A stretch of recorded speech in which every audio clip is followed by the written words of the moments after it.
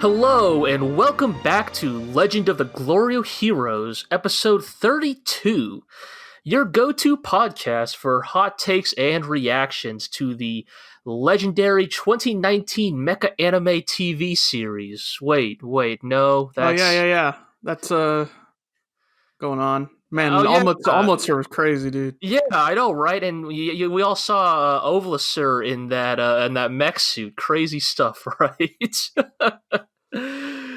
For those who haven't already picked up on it, we just saw the latest PV for the D&T anime, in which we discovered that the Ovlasur murder hallway is being replaced by what appears to be some kind of mech battle.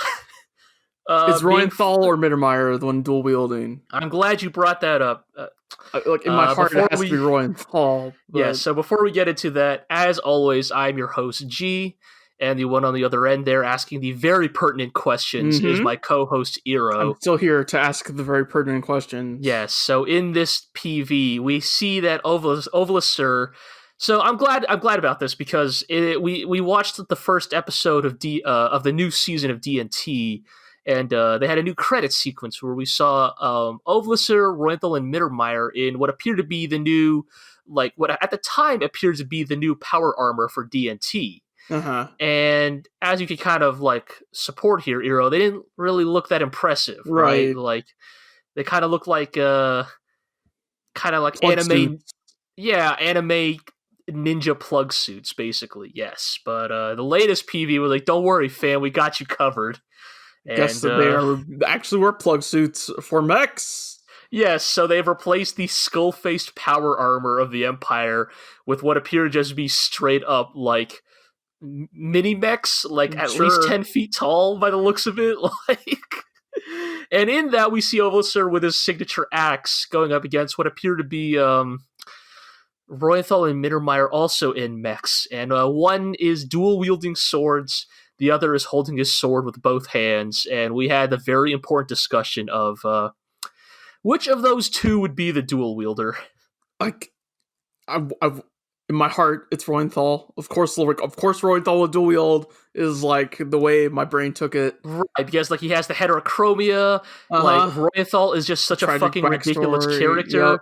Yep. Reuenthal is the most anime character of the Empire cast, so it should be him.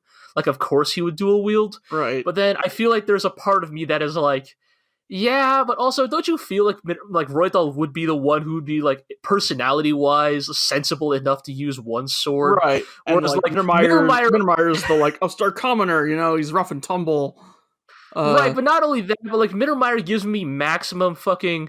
This is a shout out to all the Tales of Symphonia fans. One sword is 100 power.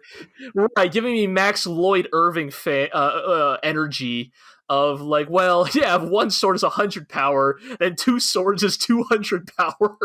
That classic Empire math that they love to use. I mean, that's what Bittenfeld will say. Yes, that's a very Bittenfeld move. I argued that Bittenfeld is the kind of guy who will be a sword. What do you take me for, a peasant? And would just fight with his bare hands. But in fact, Bittenfeld would argue that the power is multiplicative and not additive. Right.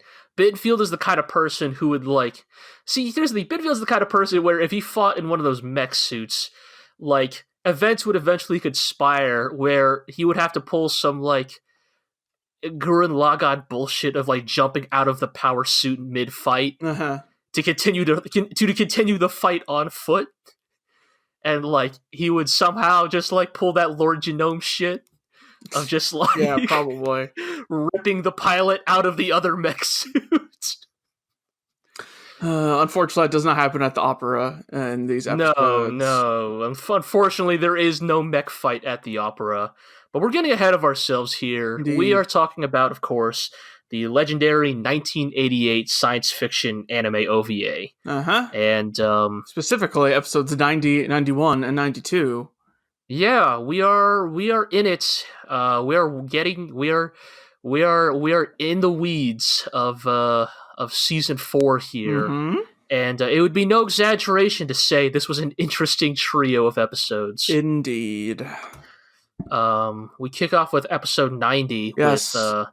with a new opening. Yes. Because we totally forgot to talk about the new opening and ending sequences in our prior podcast. Again. So, again, we keep forgetting. So, we are treated to what will probably go down in history as kind of the worst of the 4 OVA openings.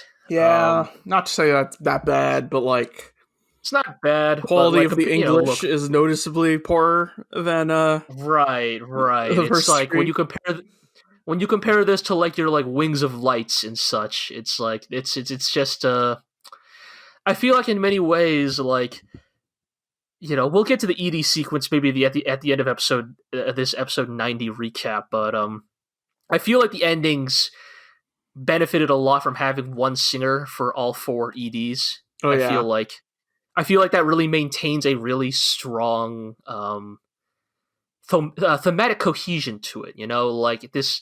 I mean, also just that dude has an amazing voice. Mhm. They're just this dude crooning about like the Don't let your inevitability of dreams die fate. or whatever. And like yes, like not letting the dreams of those who have left us die in our hearts and all that stuff. Whereas I feel like changing the singers as often as they have for the OPs as kind of like right. They don't have the same like cohesion to their identity. I think the first 2 are the same. Singer. Right, the first 2 are the same, but then the third and the fourth are different. And I really do like the third OP. I mean, it is our for better the instrumental version. Before we knew it was the third OP, it was our it is our podcast intro. Yep. But yeah. More anyways, Empire stuff from that opening. Yes. Great shot of Eisenach giving a thumbs up at the very end. It's very funny. It's very funny to me. I could not get enough of it. Like somehow Eisenach has gotten enough screen time now to like get the OP treatment, which is sure. very funny to me. But yeah, episode 90. I mean, maybe he has to. Maybe they got to bring Eisenach up. Yeah. Because a lot of those guys who were with Reinhard in the first OP are let's just say that those ranks are starting to thin out as we get into season 4. Yes. But so we return to Heinessen, where we finally find out what was the incident at I'm sorry, Iro, what was the name of the park again? Nguyen Kimhwa Park. Yes. Where we find out that memorial services are being held for former Alliance personnel who were killed in the war. Yep. We find out that Reuenthal kind of like is basically letting this happen because, like, as far as we can tell, it is not like an Empire-sponsored event. Reuenthal knows to stay out of it. He thinks that his presence there would stir up trouble. Yep. Reuenthal in general, it turns out that when he is not being, as we might say, fucking ridiculous, is a fairly like competent and rational administrator.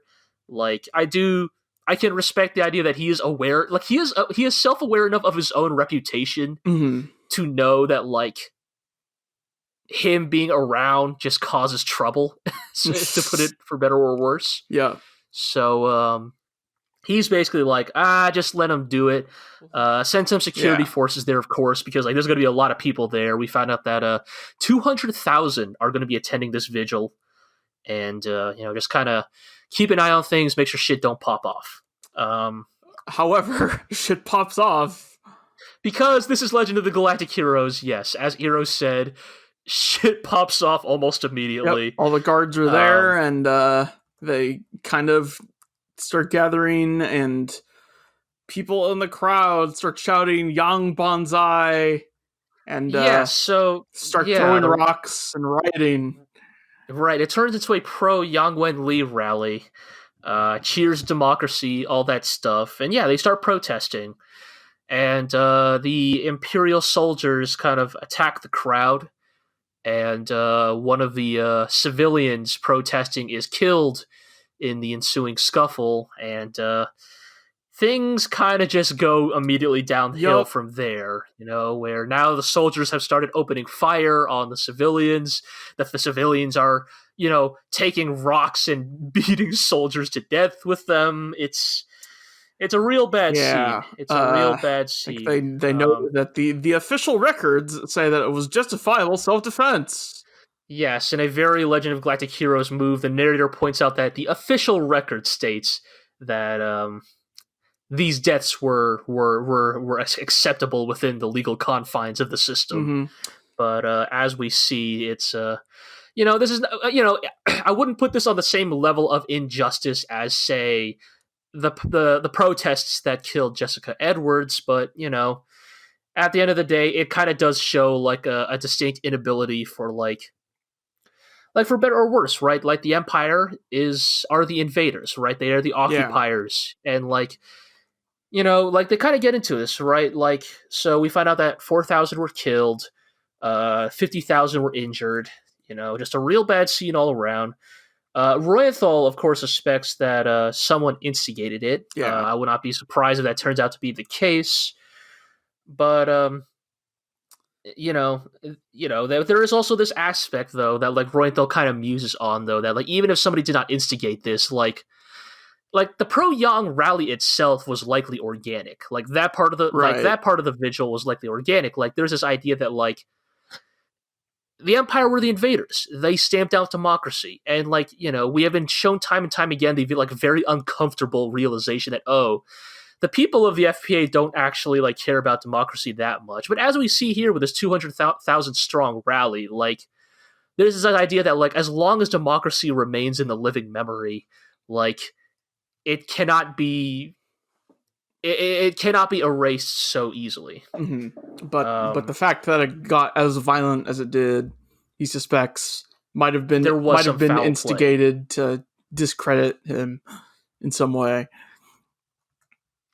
Right, to kind of just to tarnish his capabilities as an administrator, essentially. Due to Reuenthal what Lenin Kampf did to himself, basically. Yep. In the midst of all this chaos, however, they arrested someone who was very important, or perhaps used to be very important to the FPA. Yep. They pull up the file of former Fleet Admiral Sidney Sitolet. Yes, who was arrested at the protest. Quit beekeeping to champion democracy once more, apparently. Yes, so we find out that Sitolet was at the rally. We also find out that Sitolet is not a snitch, so, continues to be a great character who was maybe sunsetted too early. Mm-hmm. He's like, he was like, I did not instigate this, but I participated. Absolutely participated. I gladly participated. I'm sad that I didn't instigate it. Yes. I don't know who did. Even if I did, I wouldn't tell you. Yes, it's very good. Sitolet is actually channeling some maximum Reuenthal energy here. Sitolet, like when people were like, Reuenthal, did you commit treason? He's like, I didn't commit treason, but if I did, this is how I do it. Like, there's a great energy here with Sitolet where he's like, I didn't start the protest, but I wish I had. Reuenthal's like, if you don't tell me, I'm gonna have to like detain you. And Sitolet's like, if you detain me, like that I'm gonna have to, I'm gonna lead my own protest. Right. If you don't detain me, I'll just do more of this. So you should probably detain me, I guess. Yes. We have a great bit here where Sitolet admits that, like, for better or worse, like his abdication as like head of the FPA, like he could not have known.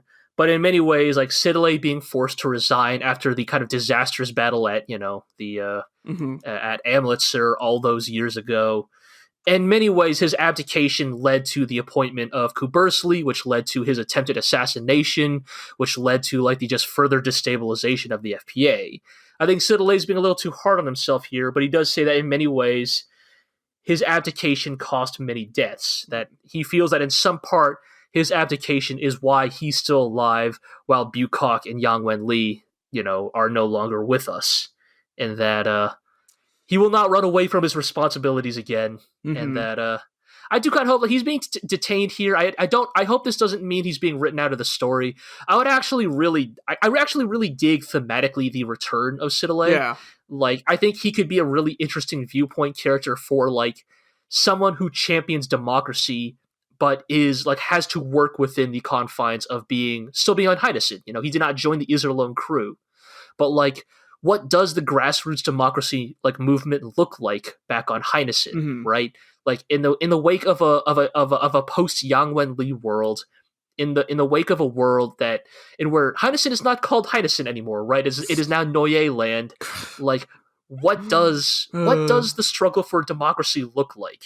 And I think Sitolet could be a really great character to examine that. So I do hope this is not the last we see of him. Yeah. But Reuenthal wonders if maybe Yang Wen-li was fortunate to have died before stuff started popping off even further.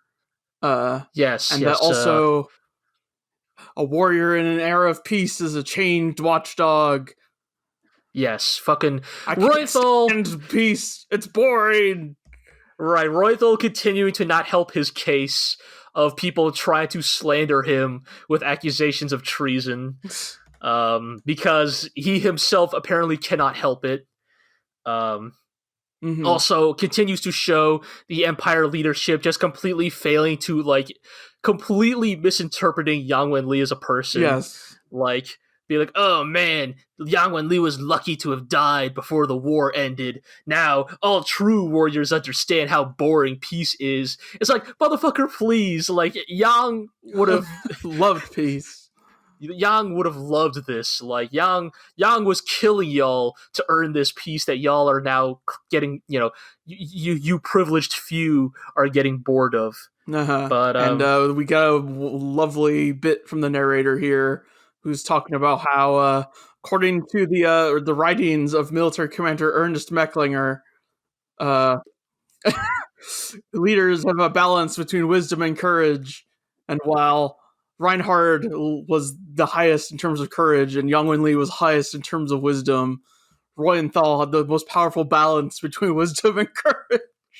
Yes, fucking Mecklinger, like, at least invoked once again in name, if not in person, in what has to be the most Legend of the Galactic Heroes ass way possible, is by referencing Mecklinger not as his current form as an admiral of the Empire, but supposedly as a writer and military commander. Like, yes, as a, like, biographer of the events of the Empire. And this is really interesting because, like, we kind of got into this, like, last podcast with, like, historical contingency and, like, who writes history.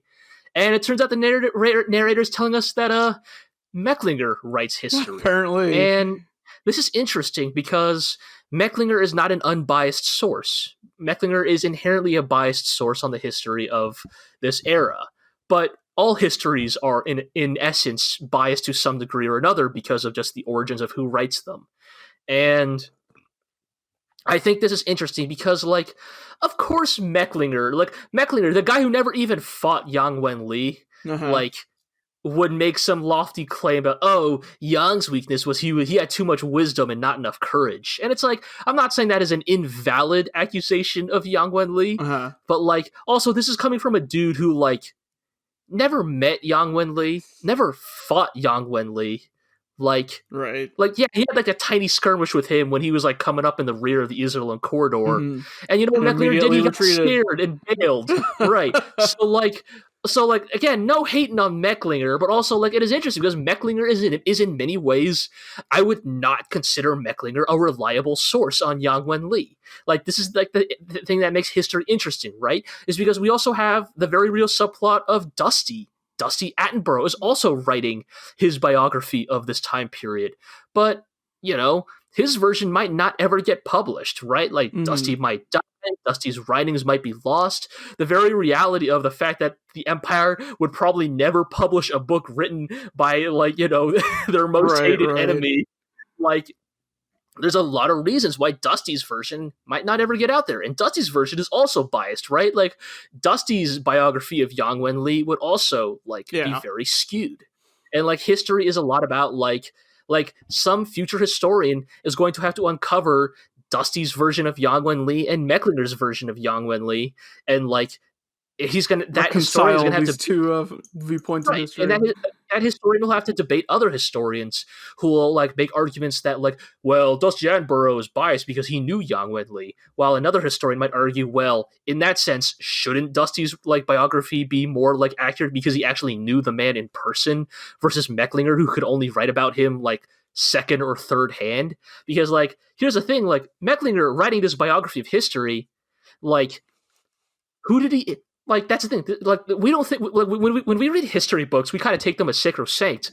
But like, you have to actually like, there's history to examining how history books are written, right? Like, what were Mecklinger's sources? Who did he interview?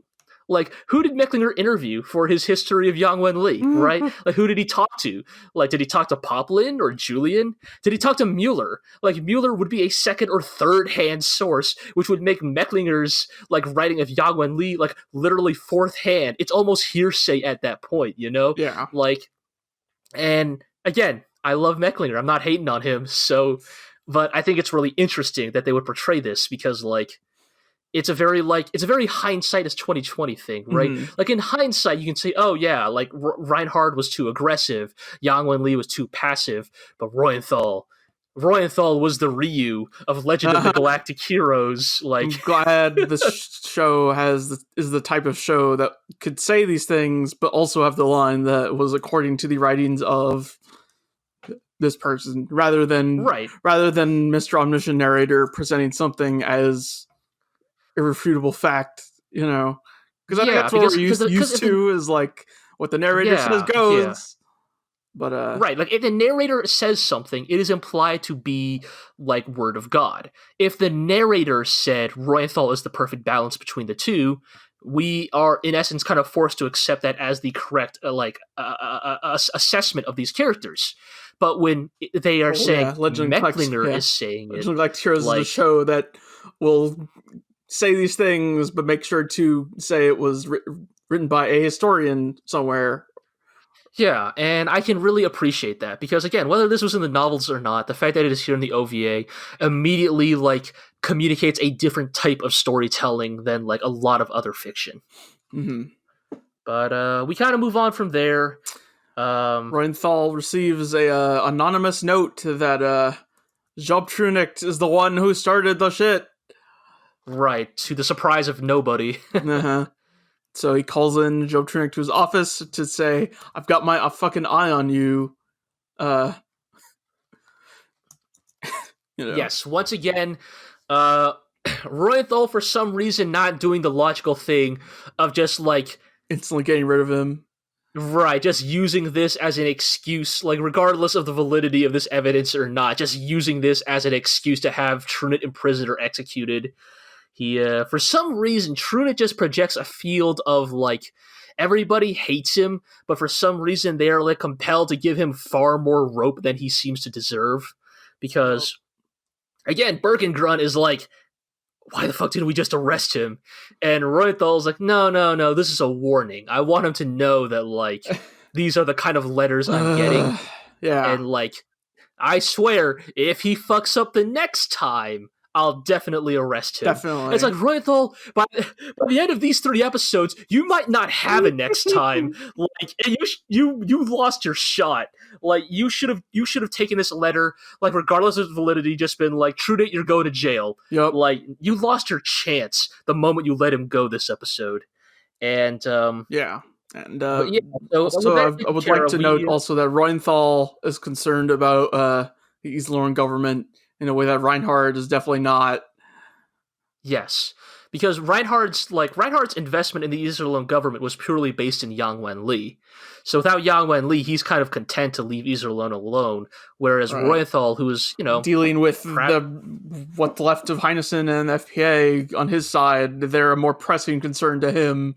Right, because the existence of the Iserlohn Republic is, in some ways, what allows and emboldens the people to protest on Heinesen, because they know that, like, on some level, there is a form of democracy that still exists in this world.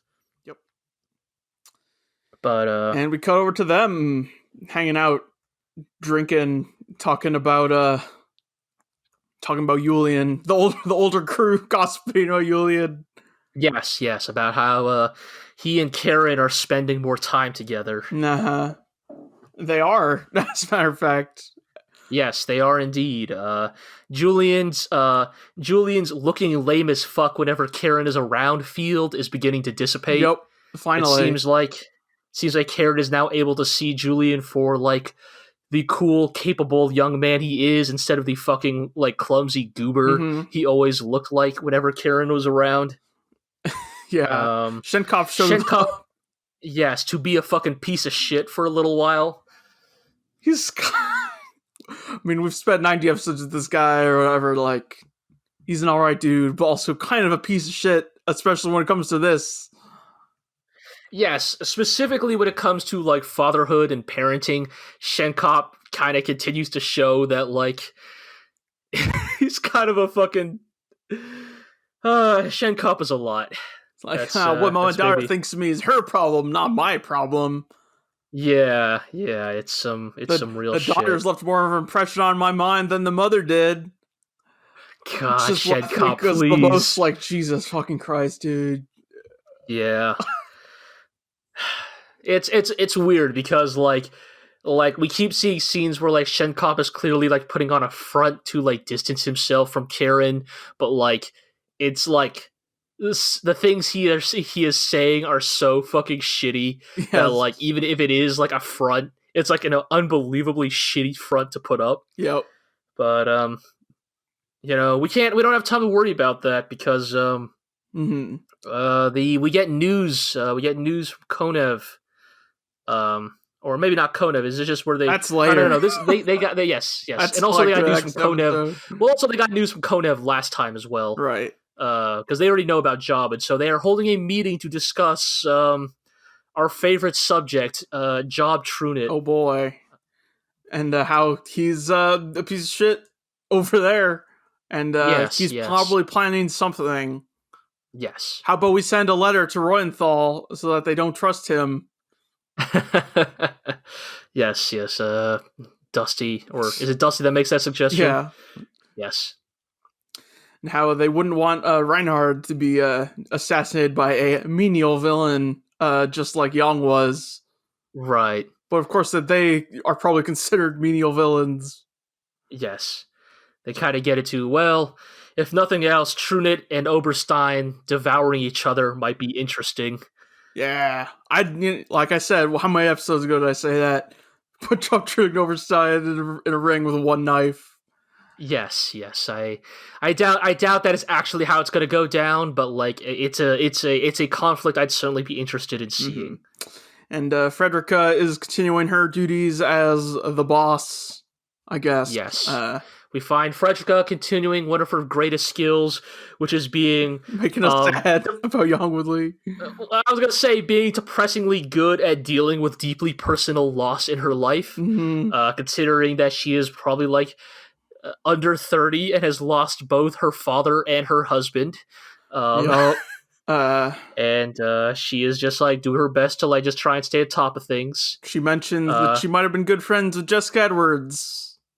Right, which leads to this hilarious like fucking new type flash for Julian, where he's like, "Oh my god, Frederica equals Jessica Edwards." But Jessica Edwards died horribly for trying to protect democracy in an incredibly sad and tragic manner. Yes. Oh no! Yes, and he is highly concerned about Frederica ending up in the same fate. But before we get into that, you know, we decided, whatever. Let's get dinner at the Castle. Yep. So, you know, they have a dinner party.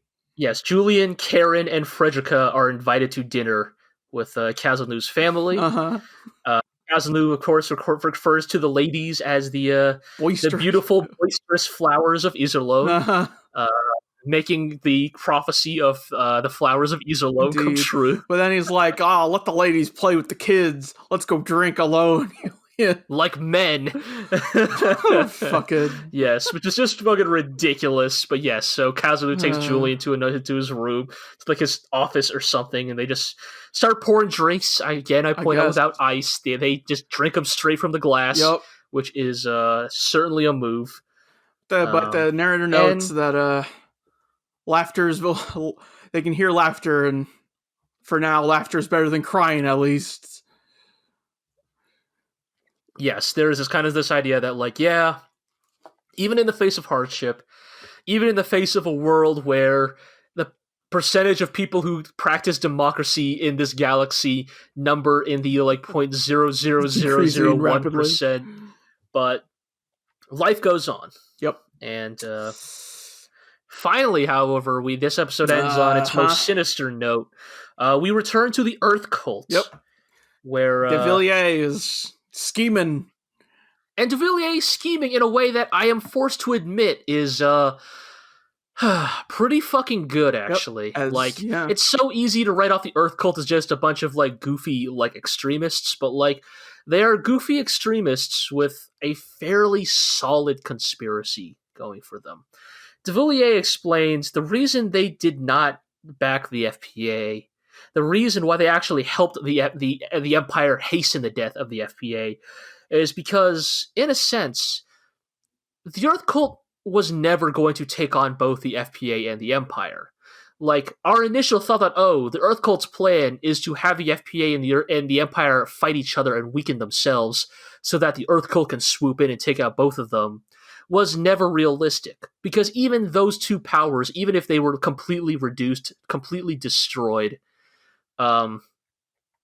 would still be powerful enough. So instead, the Earth cult has realized that the actual way to like establish their power is to subvert Reinhard's complete rule from within.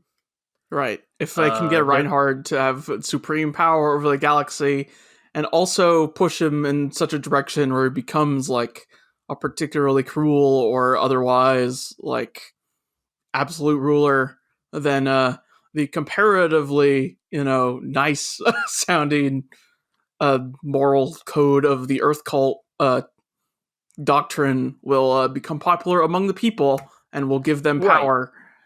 Because it will become its ideological opposite. And the idea being that, like, we always thought that, like, the spectrum was autocracy versus democracy. And it seems that even the Earth cult themselves realized this. And that is why they wanted to get rid of Yang Wen-li. Because they, in essence, realized that, okay, even if we push Reinhard to become a more despotic and cruel ruler, what people will actually turn to is democracy. But the thing is that, like, politics is not a two-way street. Politics is actually a very complex, like, web, like, of spectrums and, like, ideologies. And, in fact, it is not unthinkable to have a political spectrum in which one end lies secular authoritarianism and the other side lies, like, theocratic autocracy. And that doesn't sound like much of a political spectrum to you or me, but in a world where, like, if they can create a world in which Reinhard is cruel enough, where the Empire's actions are cruel enough, then all of a sudden, the dogmatic religion almost seems, like, comparatively more attractive. Mm-hmm. And so... it's like, how many episodes ago did I say, like, part of the religion's power is having a shared code of ethics that's not necessarily answerable to the government's written law. Right. It can get away with certain things that, like, the more secular governments cannot. It can play by different rules. Yep. And we are kind of seeing that in action here, They specifically call back to Rome as well, and how Christians were persecuted until the new emperor became a Christian, and therefore Christianity became a major force in the history of the world. Right. There's this idea that, like, again, based on real history, that actually, again, instead of making Reinhard and the FPA weaken each other, we make Reinhard stronger. We centralize all the power and authority into Reinhard, or not even Reinhard, but the position of the Kaiser.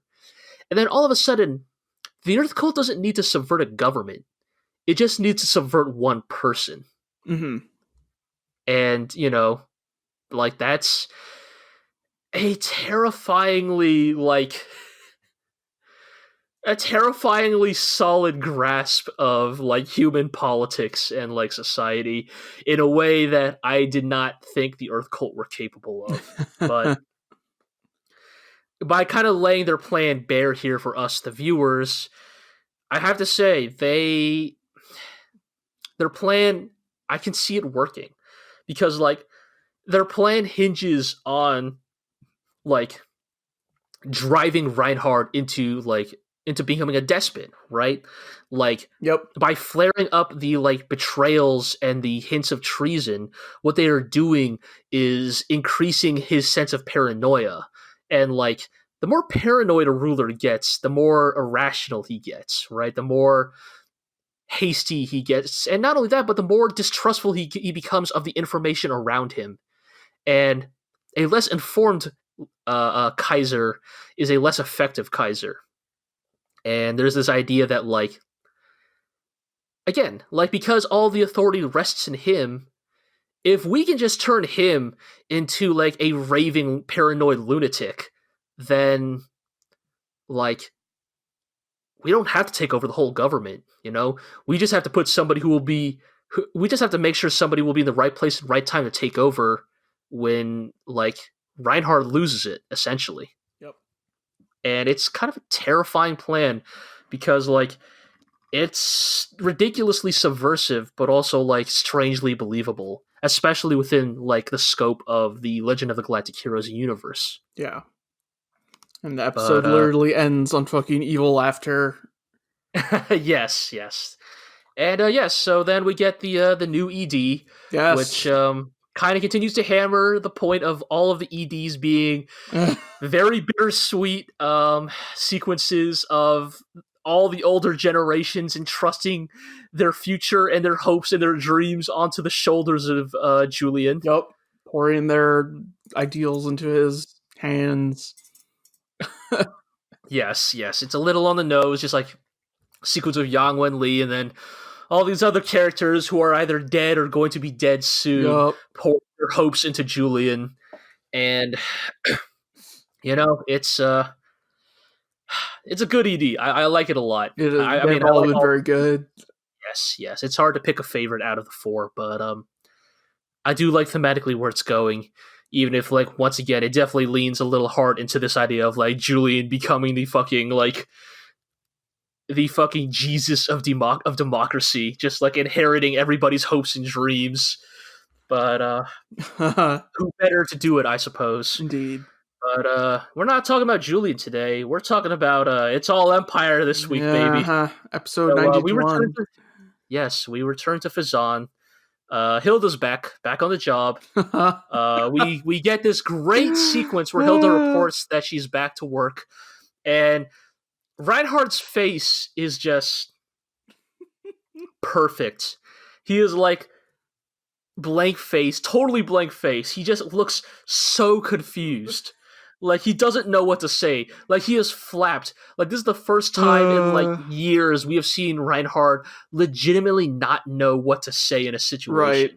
Just this great beat of him not saying anything and, like, opening his mouth, closing it, just, like, blinking. Totally unable to go with anything. Fiddling with, like, a book on his desk, like... Yes, it's very good. It really does remind you that, like, Reinhard is still pretty young, all said and done. Like, It's easy to forget that when he owns the entire fucking galaxy, but, like, he's still kind of a bratty goober in some ways. And we find out that to deal with his feelings of, like, of listlessness and loss, he decides to try to find some new hobbies. Yeah. Because, as the narrator points out, other than warmongering, Reinhard doesn't really have any hobbies, you know? Like, he has no way to divert his mind's energies. Yep. So he gets into... He plays 3D chess! Right, he gets into three-dimensional chess. He starts getting into horse riding. He goes to see plays, where we see a great sequence where he drags Bittenfeld along to go see a play. And at first, Bittenfeld is doing the most Bittenfeld thing of all, where he looks so into it. He's like clapping his hands. He is like hooting. He is like, yeah, hell yeah! Like again, it's like. Right, again, this is like an Empire play, right? It's like an opera, right? It's like a Germanic opera, and fucking, like, Bittenfeld looks like he'd be more at home at a fucking, like at a fucking wrestling match or something. Rodeo. And he's just like, yeah, he's just like, oh, hell yeah, fuck yeah, I love that part. And then, of course, but then at the very end, he yawns, showing that he is just Midfield is just doing his best to put up a front of interest, but right. We get this. We cut to like all the admirals hanging out together. Yes, and Lutz is like, ha ha, taking Bittenfeld to the ballet. Yes. And Lutz immediately after saying this is informed, oh no, I have to go to a poetry reading. Yes. Just all of the fucking admirals are in what is maybe one of my favorite conversations with the admirals, because it's closest to the FPA social dynamic. Yes, in terms of the social dynamic here, this conversation here feels closer to the FPA that I've ever seen in the Empire before, because they're just ribbing each other, they're just bantering. Mm-hmm. Like, again, because like that's the thing, like in this specific social circle, Bittenfeld getting dragged to a play with Reinhard is the kind of thing you would joke about. It is the kind of thing you would give him shit for, you know? Like, it is totally a thing of like, Bittenfeld, fucking Bittenfeld getting dragged to the play. The same Bittenfeld that has gotten punked on like half a dozen times by the FPA. The Bittenfeld whose rank only continues to rise with every failure, getting dragged to an opera and has to pretend to be interested. And of course, Bittenfeld's a good sport, right? So like, the Bittenfeld acts interested in the way Bittenfeld would, right? Of like just like gesticulating. But like, of course, we all know that Bittenfeld could not care less about this sort of thing. But yes, they also joke that, man, it really sucks that they left Mecklinger on Odin. Right, Mecklinger's into all this dumb shit. Right. Mecklinger is the only one of us who would actually enjoy this shit. Of course, Mittermeyer is like, man, Kaiser Reinhardt should give money to the arts to produce culture, but if he's too interested, then arts will stagnate because all the artists will just try to pander to the Kaiser's tastes, which allows Mueller to just say, wow, you know so much. Can you switch with me so you can go to the opera instead of me? Yes, it's very good. I mean, it is definitely one of those like great friend dynamics of like, you have that one friend who like, you're like, you love him, but you are having that conversation where you're all just like fucking shooting the shit. And then your one friend is like, actually, this joke kind of ties into a greater like systemic like blah blah blah, and that's what Mittermeyer is here, where they're all joking about like, man, fucking patroning the arts is boring, and then Mittermeyer is of course the one who's like Reinhard shouldn't do this because art will stagnate because of him, and the rest of them are just like, dude, not the time, like like nobody fucking cares about. Maybe you can tell us about avant-garde music, Mittermeyer. Right, like, yes, it is very much like, okay, nerd, like maybe you could go to the play with Reinhard instead of me, but yes, and then, of course, switch places with me, Bayerlein. Right, Mittermeyer then settles it onto Bayerlein, and Bayerlein's like, why me? And like, Mittermeyer essentially says, because you're the most junior of us, so it's very good. Also says, like, hey, you also need a hobby, because, like, you know, calling back to Grillpalzer's astronomy hobby, somehow that fucking aside, like 30 episodes ago, became relevant again for like 10 seconds here. Yep. And then Mueller, of course, is just like, a war would be better than this. Yeah, Mueller accidentally fucking predicting the war in a way that only Empire admirals can. Mm-hmm. Of just, yes, he's just like very, like, he's being very like, yeah, right. It's like obviously a joke. He's like, "Oh man, I'd rather fight a war than this." It's like, "Oh Mueller, you don't even." If you knew what happened literally in the next episode of this series. Yup. Meanwhile, in a abandoned forest glade with a nice table set up with some whiskey. We find that Rubinsky has yet another fucking, like, hidden layer. Just in the middle of a fucking forest, like. Right, to complement his, like, underwater, like, submarine compound and his, like, cave one. And his, like, mountain mansion. Yes, he also has a fucking, like, fairy nymph glade. which of course we later find out is a hologram. But at the time, I was just fucking losing it. I was like, how? Isn't he supposed to be on the run? Like, how many forests does Vazan have? Like, don't they live in an era with, like, advanced, like, surveillance technology? They have spaceships. Are you telling me they don't have, like, a swarm of drones just, like, flying over Vazan looking for Rubinsky? Like, how can he just find a forest to, like, set up shop in? But yes, he is meeting with Lang. Indeed. And, discussing how they'll tear down Reuenthal. Yes, they are discussing how they will goad Reuenthal into betrayal. And they kind of arrive at, well, we'll plan an assassination on the Kaiser that will naturally fail, of course, because we're not trying to kill the Kaiser here, but he will survive it, and it will, as the Earth Cult said before, it will kind of inflame his feelings of paranoia and betrayal.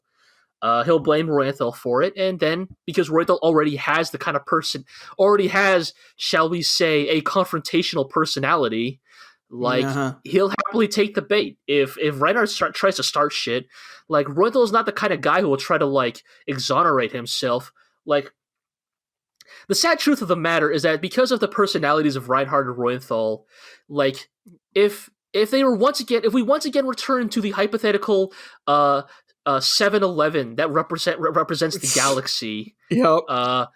This is a situation where, like, fucking the Earth Cult and Rubinsky basically slash Reinhardt's tires, and then, like, right in big fat, like, Sharpie, Reuenthal was here.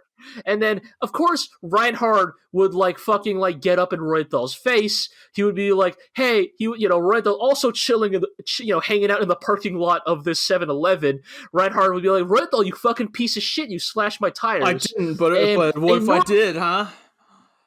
Right, that's the problem with Reuenthal's personality. A rational person would be like, whoa, hang on, I didn't do that. Let's look at the evidence. I've been in here at my car the whole time. I've been doing sick tricks with Mittermeyer. Like, but no, unfortunately, Reuenthal's the kind of person who's like, yes, like, check it out. Like, check out this sick ollie. But no, unfortunately, Reuenthal's the kind of person who'd be like, no, I didn't slash your tires. He would then draw out a knife and then say, I wish I had. And, like...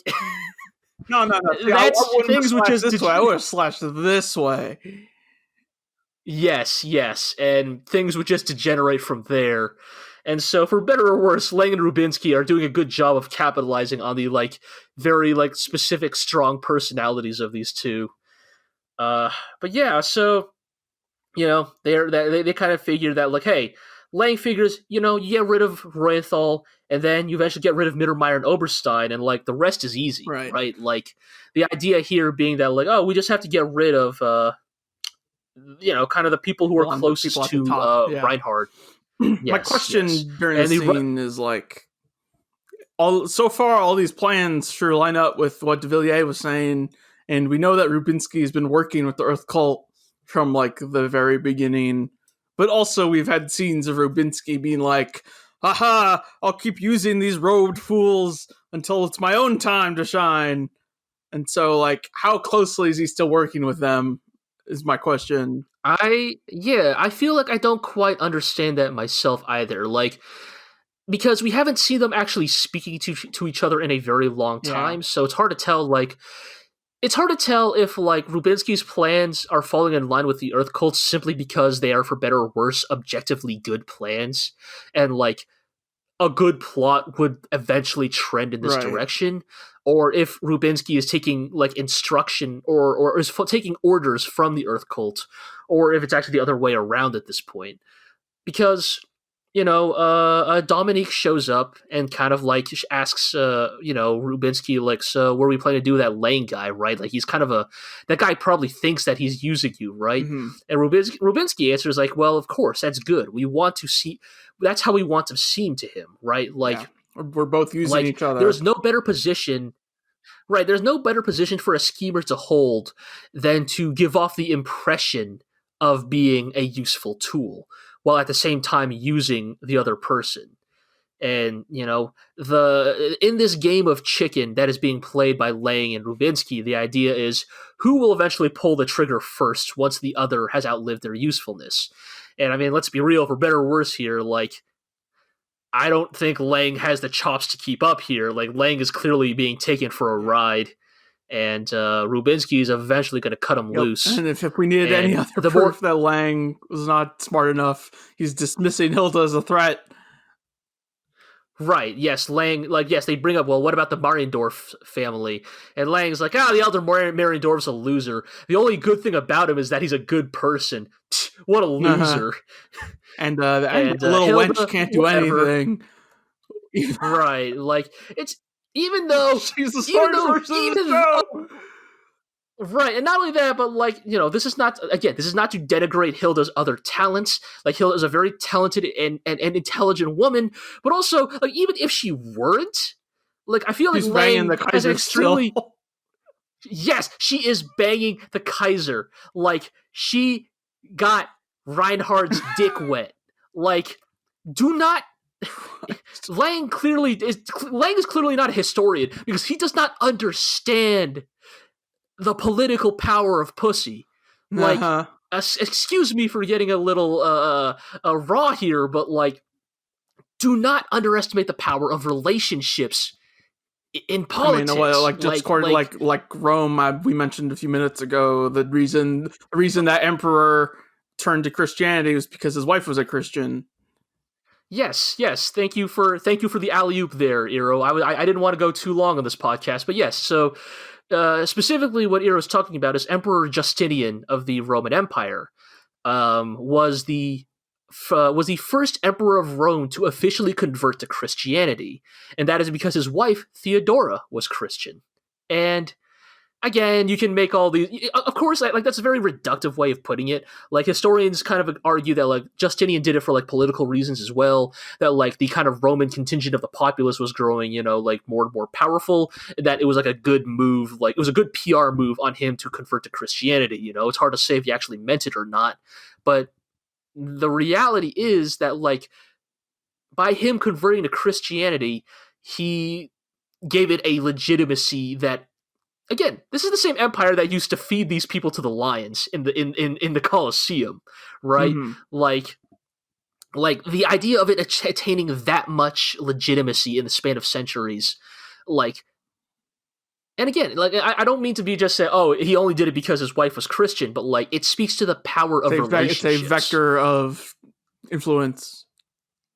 Right, it is a vector of influence, and for Lang to just completely ignore that, again, he's a sexist pig because he is ignoring Hilda's actual legitimate accomplishments in politicking, her intellect, the numerous times she has literally saved Reinhard's life. Let's not forget how the Battle of Astate would have, or not Astate, the Battle of sorry, Iro, do you remember? No, the Battle of No, it's the battle between Yang and Reinhard, right? Shit. There's so many battles, dude. There's so many battles in this show. Sure, it's not. No, it's no, because Mars and Deada's were Bucock fights. Remember? Shit. Yeah. Shit. Oh man, the listeners, the people who are listening to this podcast are screaming. Fuck. It's a Pokemon city. There's Vermilion. Yes, thank you. Pokemon City nailed it. Yes. All right, sorry to our listeners. It took us a fucking Pokemon reference for us to remember, but fuck. That's just how our millennial brains are wired.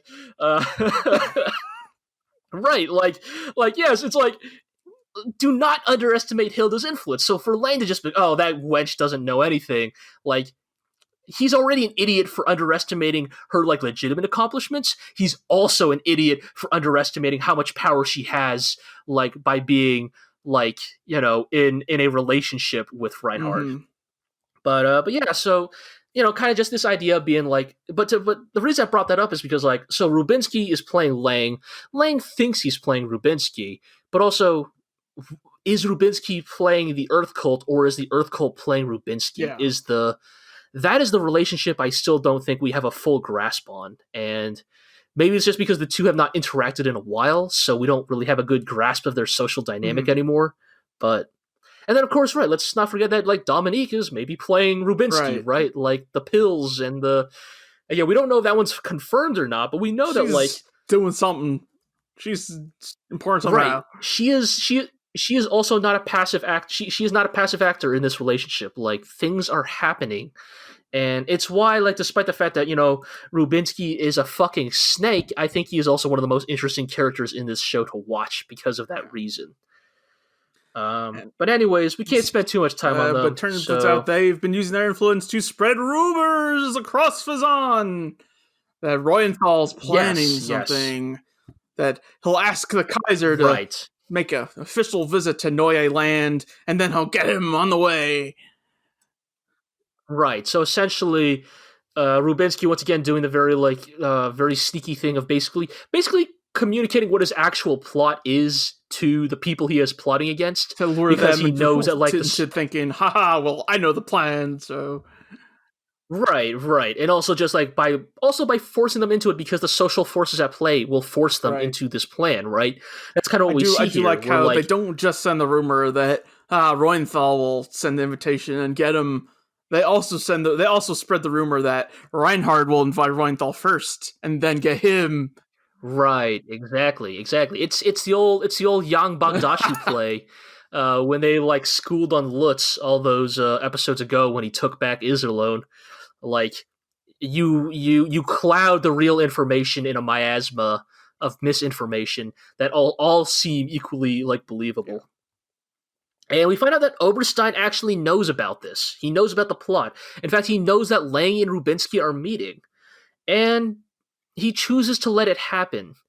And it's a small scene, but it does make me wonder, like, what is Oberstein's play here? Because does Oberstein have such a myopic view of the rest of Reinhard's admirals that he thinks that a civil war between Reinhard and Reuenthal will somehow benefit the Empire in the long run?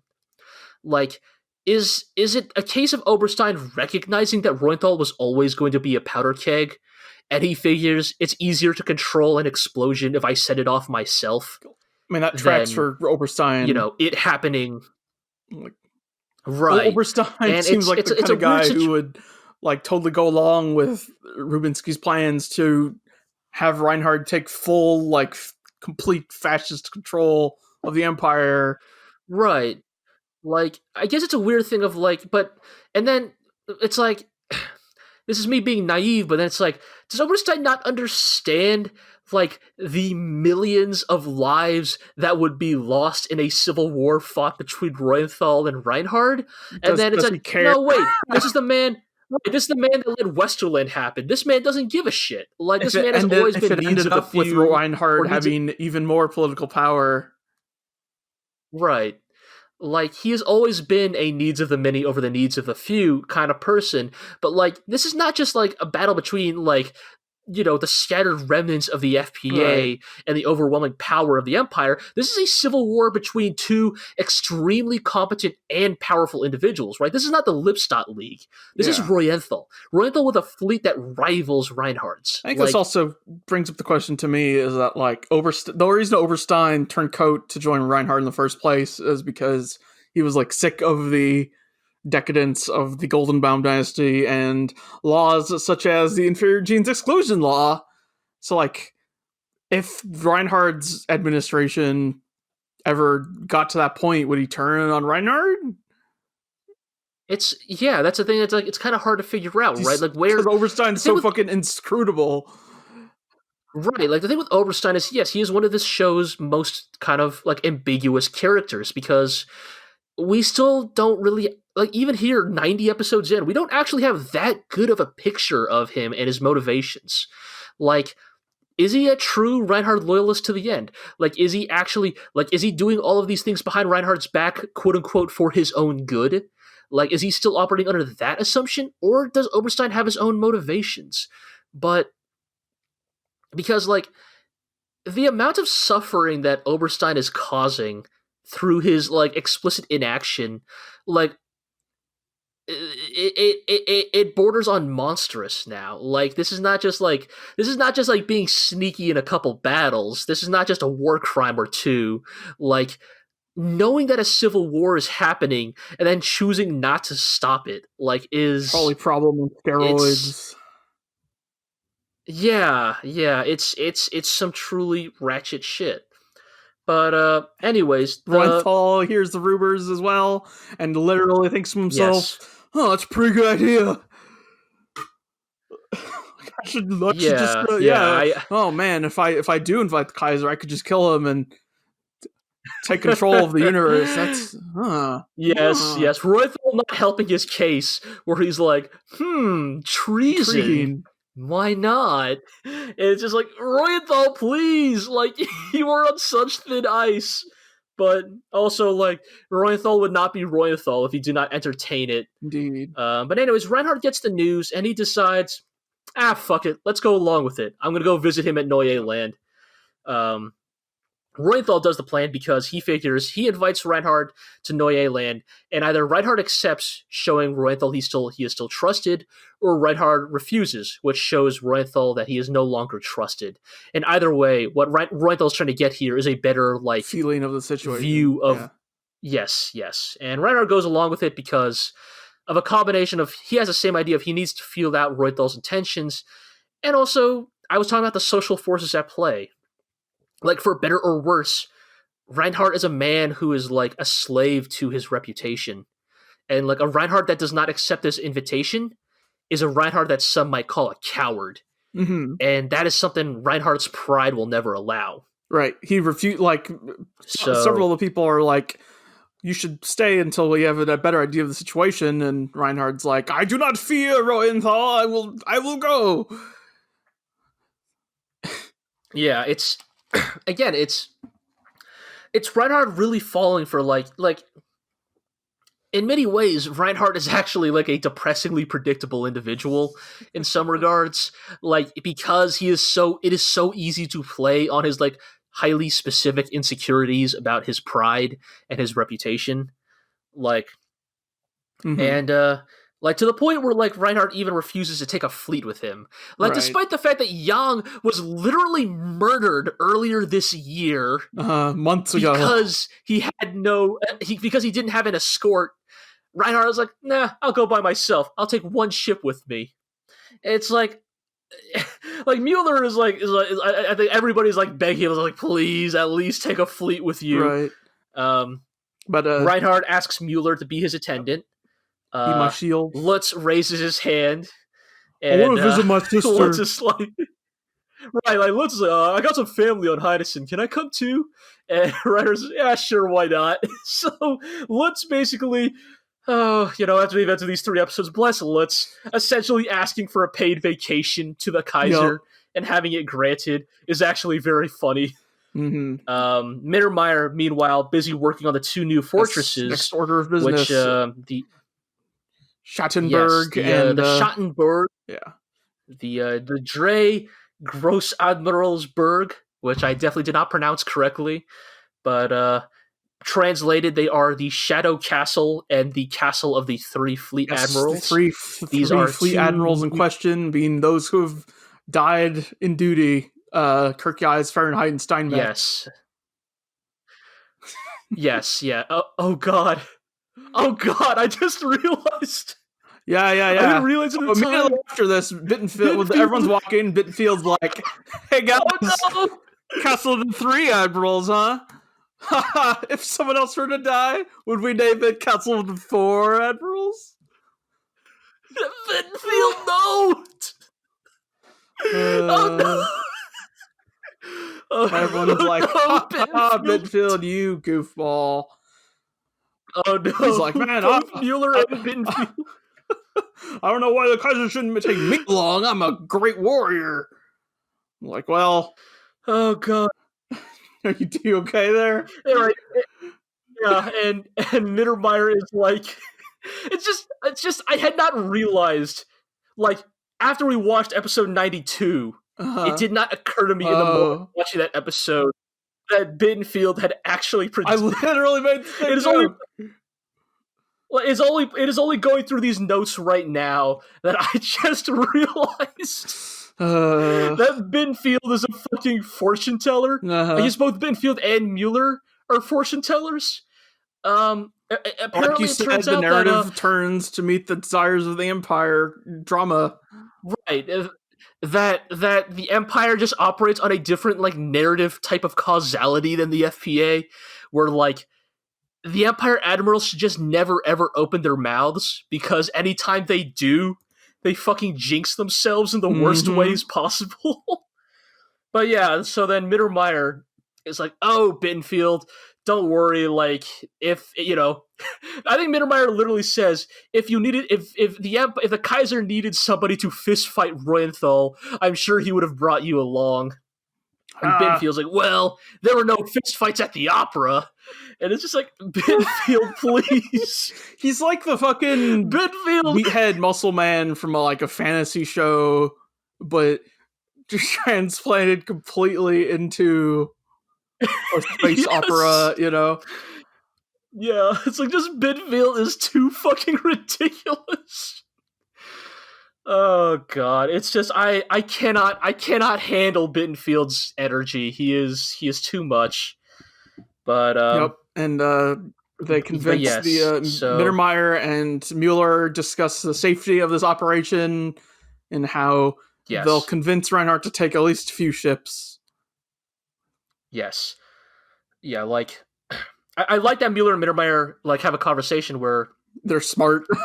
They're basically saying, they basically say that like Lang's up to something, but Lang is way too incompetent to pull this off. Was it Oberstein? Like he cannot. Yeah, so they're like there must be somebody operating behind the scenes. But it's interesting because, like, as we've said time and time again, Mueller and Mittermeyer make some mistakes here, but they make mistakes based on the information they have available to them. Like, nobody in this show is a passive actor. They're all active, and they're all making the choices that, to their knowledge, are the best choices they can make. So Mittermeyer is, of course, like Mueller, like, take at least, like, 50 ships. I will personally talk to the Kaiser and convince him, because, like... We do not want a repeat of what happened to Yang Wen-li. Right, like, Yang Wen-li literally happened, like, 3 months ago. Like, we cannot have, Mittermeyer, like, possessing the power of pattern recognition, realizes that in many ways, this plot bears a suspiciously strong resemblance to the circumstances that killed Yang Wen-li, right? Like, oh, let's go meet up. You're going to need to take a long trip to meet up. You're going to be alone while you do it. Let's meet behind the 7-Eleven. Knows better than this. Right, yes. God, in this fucking 7-Eleven analogy was Yang Wen-li literally fucking stabbed behind the 7-Eleven? God, is that actually how it goes down? Like, somebody's like, Yang Wen-li, let's meet behind the 7-Eleven to talk peace. And then fucking the Earth Cult rides up on their bicycles and just fucking stab him. God. Anyway, so Mittermeyer realizing this is like, oh shit, Reinhardt's also going behind the 7-Eleven. Mueller, make sure you bring a piece with you, because we don't know what's going on down there. Like, bring a gun and a flashlight. We're not sure, and I'm gonna wait behind I'll wait behind the vending machine just in case, because Mittermeyer says he will have his fleet stationed at the exit of the Fazan corridor, like ready to back up like Reinhardt should anything pop off. And again, they're preparing. Surprisingly, and considering Mittermeyer, that's a lot out of Mittermeyer, considering he would be like, Reuenthal would never do that.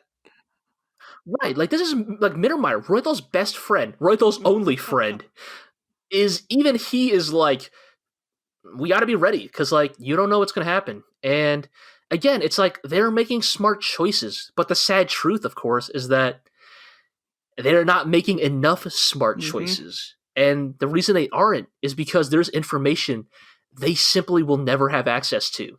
And, again, I think that is always what makes this show so interesting. And unfortunately, we find out that the idiot ball is getting passed around in the Empire today because okay, you know, I'm making it a little harsh here, but you know, it's just like the Empire is getting taken for a ride here. We are seeing a car crash happen in slow motion. Reinhard asks because Hilda Reinhard meets with Hilda to stay on Fazan. Yes, be safe. And Reinhard also says, Reinhard in the most Reinhard way is also like, also by the way, I want an answer to my my love confession when I come back. And Hilda's just like, all right, like I'll have it figured out by then. All things considered, that's pretty lenient of the Kaiser of the galaxy. Right, Hilda recognizes that for better or worse, like Reinhard is actually being extremely like forgiving. Of course, he's Hilda like, I would like an answer on that matter, and by that matter, I mean that time I proposed to you a couple of weeks ago. Right, it's so like, Reinhard, please learn a sense of tact, or just anything. Learn how to talk to a girl, please. Take more lessons from Mittermeyer. Yes. Even Hilda is like. Then the narrator. Even Hilda is like, well, I'm sure that rumor of Reuenthal rebellion is just a rumor. Right, and then the narrator says, and thus this was a malfunction of Hilda's intellect. It's like, oh no! Like, if even Hilda is like not running on full cylinders here, you just know some shit's about to pop off. And she thinks that maybe now is a good time to go visit Anna Rose, the most important character in the show who doesn't show up ever, probably. Like, right. And Reinhard dramatically climbs up onto his ship as everyone fucking Hitler salutes him. Just in case you all forgot. Right. In case you forgot that, you know, the leader of this empire is called the Kaiser, and that in certain translations, it's not called the Empire, it is called the Reich. It says NRC, it's the new Reich calendar. Yes, that, this is an autocracy. And of course, Lutz's fiancé waves him goodbye. Yes. Oh man, Lutz. We really should have known better. Like, I think that's always the delightful thing about this show, is like, it leaves these pieces of bait right in front of us, and like, we don't take them at the time because our brains are so preoccupied with like the like dozen other subplots that are happening at the same time. You know, in the same way that Yang tricked Lutz by just like clouding him with misinformation, we, the viewers, are also clouded with misinformation because there are so many plot lines running at the same time that we don't realize that the most pertinent and obvious one is right in front of us. And we should just get right into it. Episode 92. Yes, where we're returned to Iserlohn, where we see some new cadets being schooled by his new title, the sagacious and morally exemplary Poplin. I'd like to okay, so I know that soldiers in this show have historically been quite young by modern standards, but these cadets in particular, I feel like, are drawn to look young. Yeah, they are drawn to look like Julian, like Julian at the beginning of season 13 or 14, 1, young. Maybe. Yeah, and I mean, you know, it's the reality of the situation. If I'm being very real, if you have a population of like 600,000, you are going to you're going to start bringing your kids up in the military a little bit younger than you might normally because you need the manpower. And you need the manpower soon. Yep. And, you know, but, I mean, hopefully these kids get out of this better than the kids in Gundam Thunderbolt did in that one episode. But, look, man, they got Poplin looking out for them. Sure. I'm sure they'll be fine. Dusty notes that Poplin seems pretty good with kids, and that if he wasn't born into such a fucking war-torn era, he might have been a kindergarten teacher or something. Yes, we find we can add good with kids to the list of Poplin's multitude of achievements.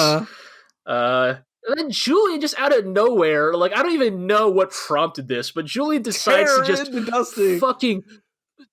This is like some scorched earth shit. Like, this is the second. Like, this is the second. Into your house, just smother you with a pillow when you least expect it. Like, we have not seen scorched earth tactics like this since Westerland. Like what below the belt. Julian is about to do, what Julian is about to do to Dusty here, where Julian asks Dusty when is he gonna break up with Miss Celibacy, and I'm just damn Julian, like Julian essentially asking Dusty, hey, you fucking loser, why haven't you gotten laid yet? And Dusty, like, fucking bless Dusty, fucking just rolling with the punches. He's just like, well, you know, when you've been with one lady as long as I have, when you've been dating celibacy for as long as I have, you know, it's hard to go your separate ways. And I'm just like, holy shit. Like, fucking call the ER, fucking call the burn ward. Like, man, goddamn. Fuck, dude. But, it's just one of those great little conversations that this show, like, manages to slip in between all, like, the real ass politicking. Speaking of, so the narrator kind of gets into that, like, when Yang was alive, Julian was seen as, like, a genius archetype. You know, an archetypal genius, like he's right? He's so talented. Look at him rising up the ranks so young. Right, like when Yang was alive, there was this perception that, oh, Julian is a kid who's going to do great things because he's being raised by great people. But without Yang, people begin to see Julian more as a mirror or a shadow of Yang. Like the way the narrator puts it is that instead of a genius, Julian is beginning to look more like a missionary worker who holds the Bible of Yang Wen Li. Have you heard of our Lord and Savior Yang Wen Li? Right, like, there's this idea that indelibly, because Yang is no longer around and now Julian has to stand on his own, Julian's reflection of Yang grows only stronger. And we find out that Julian creates... Right, Julian sets up a mailbox, essentially, where people can voice their complaints and dissatisfaction. And unfortunately, we find out that Julian makes the cardinal mistake. He reads the comments. Julian reads every single one of these, like, he's going, so according to Yang Wen Li's teachings, that a truly open society must allow its citizens to criticize the leader.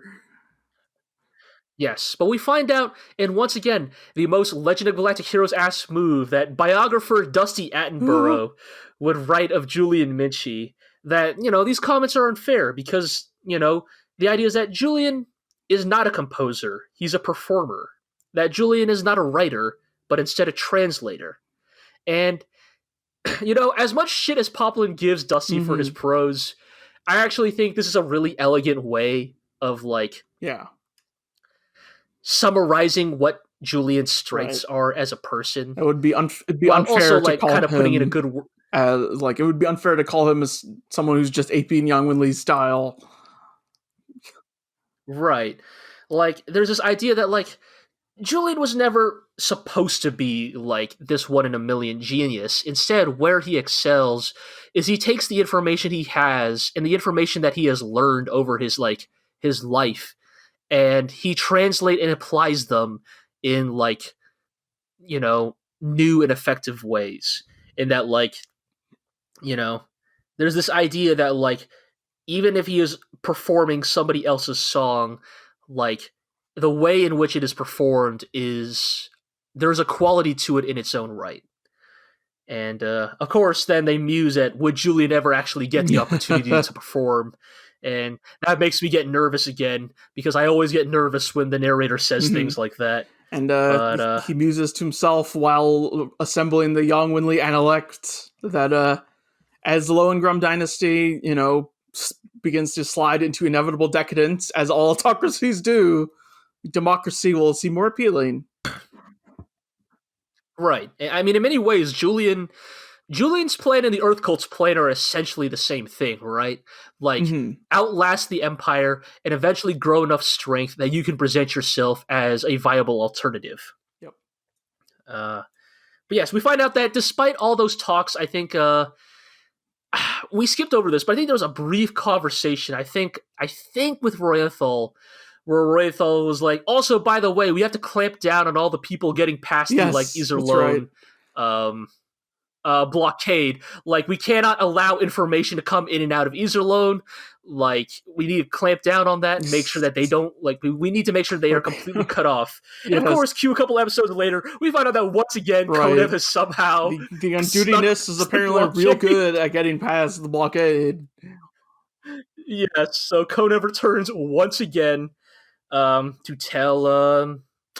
give Iserlohn some pretty dramatic news, perhaps even more dramatically than the incident at the park.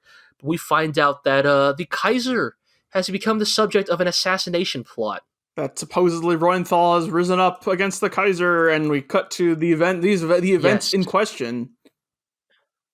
Right, we kind of go pseudo flashback. So we find out that what happens is that Reinhard decides on his like little tour to take a stop at a planet. What was the name of this episode? Planet Uruvasi in the Gandharva star zone.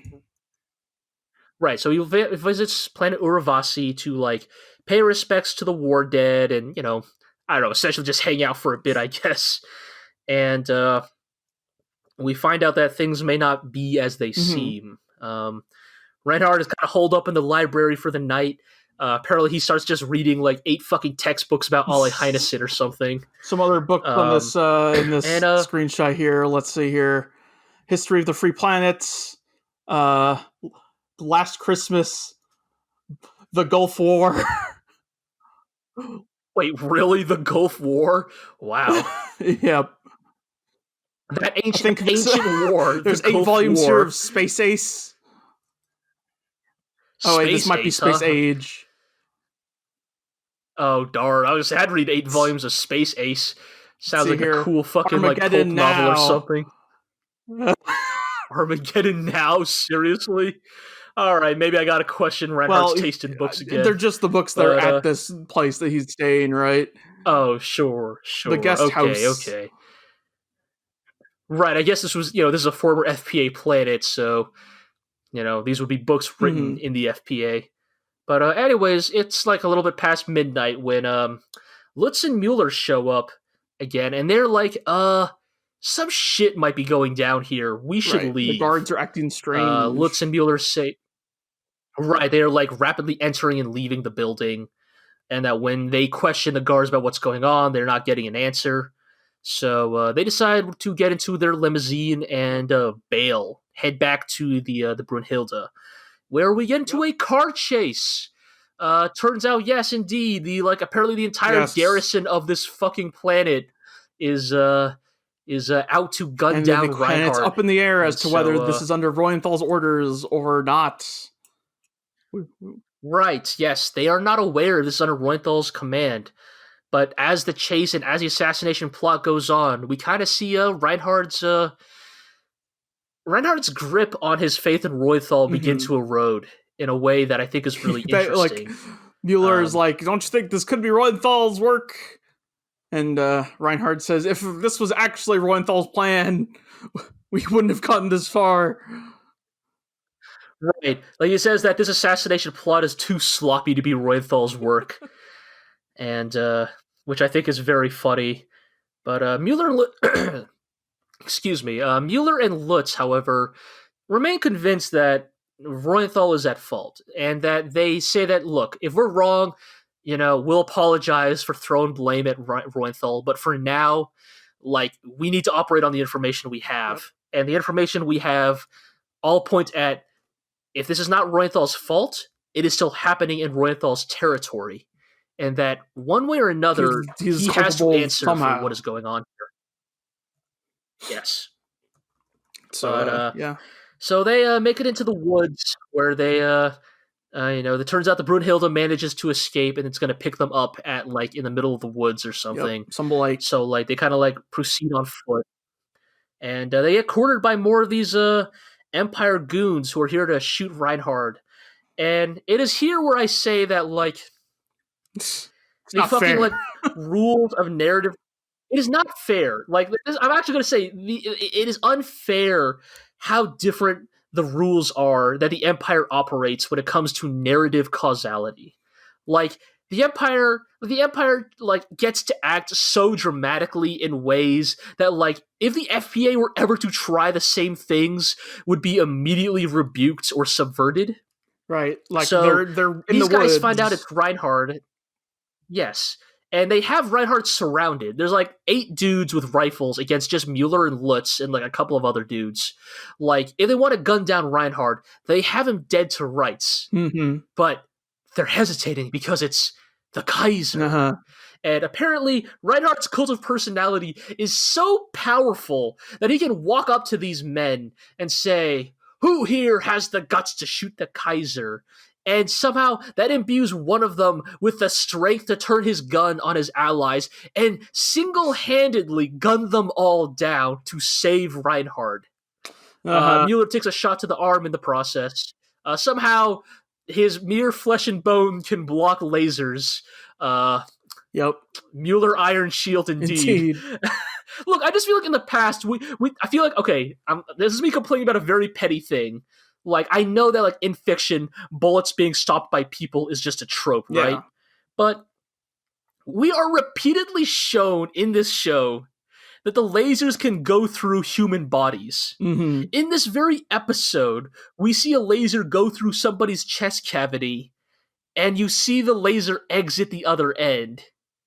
But when Mueller throws his arm out, his arm, which is much thinner than his torso, out to block a laser intended for Reinhard, the arm blocks the laser, and Reinhard emerges unscathed. Yep.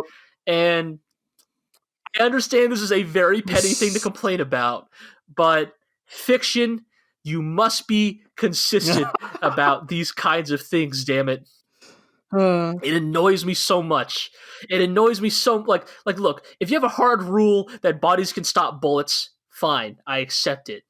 But if you show that bodies can be penetrated by bullets, that's a rule you gotta maintain from start to finish, man.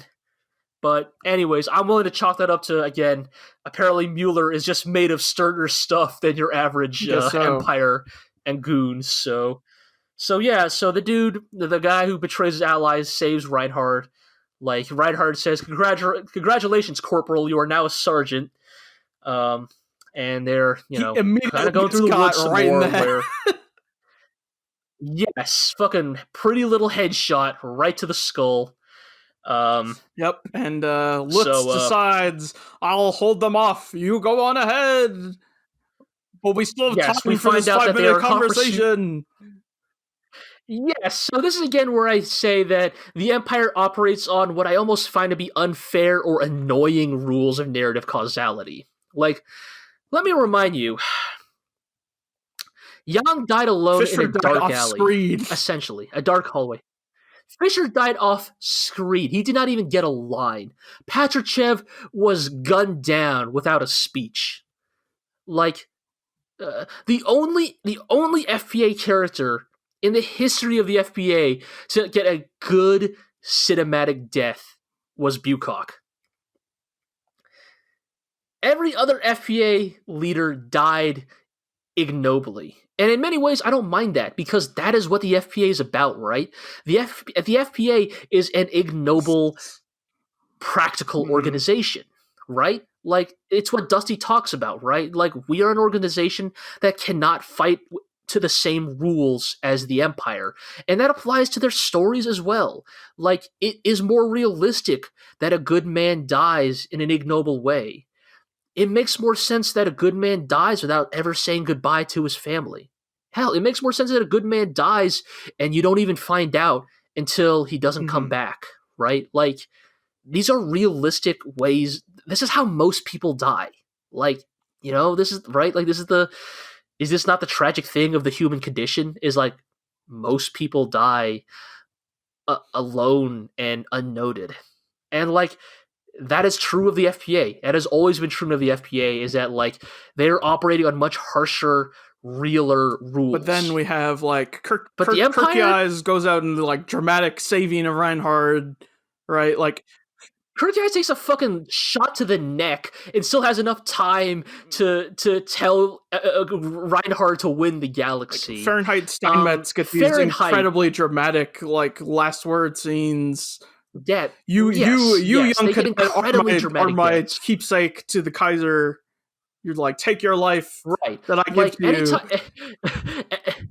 anytime somebody on the Empire side, nobody on the Empire dies an ignoble death. The most ignoble death on the Empire is maybe Kempf, who like goes down with Geiersberg, basically, right? Like that is maybe as ignoble of a death as you find in the Empire. But like otherwise, they always die these dramatic deaths. And again, I'm not saying when I say unfair, I don't actually mean like I think it's unfair that the Empire gets like more screen time or more cinematic moments, but I do think it is like weirdly like lopsided how much more like gravitas the Empire always gets. And again, it's because they're a more dramatic organization. They're a more melodramatic organization. And they operate on these like clearly different narrative rules than the FPA. And before, I think I always like poked fun at that difference. I think here's the first time where it actually began to like, again, I still love the show, but this is the first time it almost actually began to like not hurt my enjoyment of the show, but like stretch the limits of my disbelief. And I think it is because of the like the time sensitive nature of this scene, right? Like the assassins are right on their heels. Like they hear their voices in the woods, right? They're shouting, here, Reinhard's over here. We almost have him. Like they are literally steps away from gunning down Reinhard. Lutz has this whole conversation with Mueller about how I'll hold them off because I'm older than you and it's my responsibility and you're injured. You can't do it. And don't worry that I have a fiance. Like it's all your responsibility to protect Reinhard. And I'm a high admiral. I won't go out like this. Yeah. I'll make sure to get my commendations while I'm alive. Right, like Reinhard, even Reinhard gets in on it, where he's like, "Lutz, I will give you a commendation for your actions, but you must be sure to return alive." Right? It's like it's so dramatic, and again, I mean, I love the Empire melodrama. Don't get me wrong, but it's like think about how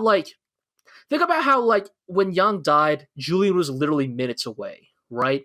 Like, there's this idea that if Julian had arrived even like a minute earlier, 2 minutes earlier, 3 minutes earlier, Yang might have been saved, right? Like, there is this idea that like Julian missed Yang by minutes, like seconds maybe, right? Like, who could have known? Like, we don't know how good FPA medical technology is. Like how many seconds late was Julian to saving Yang's life? Like, there's this idea that like. Yeah. But Lutz has time to do this fucking whole dramatic rigmarole. Hold off like 10 men on his own. Yeah, and it's like, and again, of course it would happen this way. The Empire is melodramatic. So of course, Lutz gets this grand final sacrifice where he's holding out in the woods, gunning down assassins left and right, holding out long enough until the Brunhilde can take off, and then he is finally... he finally succumbs to his wounds. He dies standing up. Like, he dies standing. The assassins are too afraid to approach him. And it's like, meanwhile, again, Nguyen very bled out in a hallway alone. Yes. And it's like, of course. Look, of course the Empire stories operate like this. They're just so much more dramatic. And...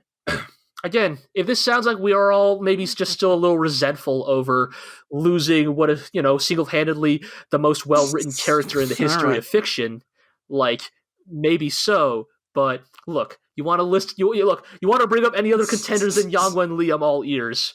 But, and again, this is not complaining about Yang's death, because I think as we kind of, spoke over the podcast, we accepted and understood the thematic fitting, like how thematically fitting his death was. I guess it just stings all the more that like each Empire admiral is apparently going to get their own, 5-10 minute like death cutscene. Like, like if a guy like Lutz gets this, every admiral is going to get this. In fairness, scene, Lutz won an OG. Like, was in that first opening when I couldn't tell him apart from Bala and still can't. Well, it's easy. Now, good news, Wallen. We now have an easy way to tell you apart other than your voice. All right. And anyway, yes. So the people at Iserlohn have received this news, and Julian wonders if history is truly accelerating beyond their control, and Yes, he says that everyone is living hastily and they are dying how hastily. can we take advantage of this situation? And we ask Merkatz, do you think you could defeat Reuenthal? And Merkatz says that perhaps prior to the Lipstadt War, our power levels were more equal, and I could have defeated him because I have more experience. But Reuenthal is the type of person whose abilities expand in accordance to the difficulty of the situation. Yes, which is a very good way of putting it, I guess. Julian wonders himself, what would Yang Wen-li do? Turns to an empty chair. Right, yes. With Ghost Yang. Yes, the conveniently empty chair that nobody, like, people are standing in this scene, and it's just like, just Ghost Yang shows up, nods to Julian, and then fades away. And Julian knows that for better or worse, he's going to have to figure this one out on his own. That ends this interesting trio of episodes. Yes, and as the narrator says, we begin to enter an era of stupefaction, which is not a word I was aware of before this anime, but perhaps it is a fitting one for the wild fucking shit we're about to get into here. Yeah. But yeah, there's a lot going on in these 3 episodes. Like, let it be said, like, these are the requisite obligatory episodes of Legend of the Galactic Heroes at the beginning of every season, right? That basically essentially exist to just set up what will be the primary conflict of the current season. Fully ramped up into the conflict at this point. Like Reinhard's whereabouts are unknown. Like, who else could be culpable for the attempt on his life other than Reuenthal? Like, something's gonna happen. I mean, here's the thing. Like, I don't know if necessarily, like, it still feels weird to me if the war starts immediately. Like, I feel like it feels like the pieces are not in play. Like, I feel like there needs to be one more thing that happens between Reuenthal and Reinhard that truly sets this off. I would agree. You know what I'm saying? Like I feel like it would be a little hard for me to believe. It would feel like all the, like, miscommunication that happens in a bad anime relationship drama if, like, because of this one event, Reinhard immediately declares war on Reuenthal. Like, I feel like that would be a little too much. Like, I feel like it'd be a little too much of, like, miscommunication between the two. Like, I think one more thing has to happen that drives a wedge between Reuenthal and Reinhard before they fully commit to this war. But I think at this point it's pretty apparent that it is inevitable. Like, Reuenthal and Reinhard are going to go to war, and all of a sudden the FPA itself kind of gets thrown into a weird situation because, like, Julian mentions this a bit, and I think even Reuenthal mentions this a bit. Like, if a war happens between me and Reinhard, the remnants of the FPA are not an insignificant factor. Like, numbers-wise, they are insignificant. But politically, as a third party, they have some sort of merit. Yes, not only that, but also because, like, the thing I had realized is, if Reuenthal and Reinhard go to war, Reuenthal all of a sudden has a reason to take Iserlohn. Right. Because imagine if Reuenthal's galaxy brain plan is to go after Odin. Right? Like, I'm not saying that is going to be his plan, but then all of a sudden, it makes sense for Reuenthal to copy Reinhard of why bother going through the harder corridor. Right. Let's go through the one that's, like, less defended. And in this situation, that has now become Iserlohn, where the remnants of the FPA are. And I begin to wonder, oh no, is that how the FPA gets dragged into this? Is, like, either Reuenthal or Reinhard, like, contact Julian and are like, we demand access to the Iserlohn corridor. Right. Like, you will let us pass, or we will destroy you, essentially, right? And, like, all of a sudden, like, that puts them into, like, a weird contentious position as well. And I'm really curious how that's all going to play out. Like, this war, like, I think we have kind of accepted time and time again, like, Reinhard has never really had an equal opponent in this show. Like, in terms of like tactics and strategy, of course he had Yang, but like Yang was constantly fighting at a material disadvantage. Right. But between Reuenthal and Reinhard, again, you can make the argument that Reinhard is probably still the superior tactician, but in terms of material resources, it's a lot closer of a fight. Yeah, we can, so we get to finally see if Reuenthal is truly as powerful as certain people like to claim. Yeah, like, does Reuenthal live up to the hype? And hell, honestly, does Reinhard live up to the hype? Still suffering from fevers and all that. Yeah, but not even that. I just mean that, like, for better or worse, Reinhard has spent the last 90 episodes clowning on enemies that, like, have never been close to his level. Like, whether, like, on a tactical level or, like, a material level. Like, even during, like, the Battle of Amleth, or all the way back then, where the FPA did have the material advantage, they suffered hugely from a tactical disadvantage because of bad leadership. Then, when Reinhard fought against Yang was always at a material disadvantage. Reinhard has never actually fought an opponent that had both material and tactical parity with him. And I'm very curious how that plays out, because, like, early on in the show, though, he did well when he was at a disadvantage. He has, but I feel like even then, he always had these tactical advantage, if that makes sense. Like I feel like Reinhard has never really been in that even of a fight before, and I'm certainly curious, like, what'll happen when he goes up against somebody who is not only, like, mentally close to his equal, but also, like, material and physically close to his equal, if that makes sense. But that speculation we'll have to save for another podcast, because we're going to finish this one up. So, Iro, do you have any, like, closing thoughts? Any final thoughts for these 3 episodes? I think the war against Reuenthal is probably inevitable at this point, but I feel like at some point we have to see Reuenthal and Mittermeyer meet on the field of battle in some form. Yeah, I think you're right, and it's going to be real sad, but I think that a moment like that is going to come, because, like, if against somebody like Reuenthal, like, I think in the past when they had more to work with, I think that Reinhard would have never pitted Mittermeyer against Reuenthal, because on some level he knows that, like, the psychological strain of that would be too much. But in a war against Reuenthal himself, like, Reinhard will need every, like, tactical on advantage his, like, who he deploys.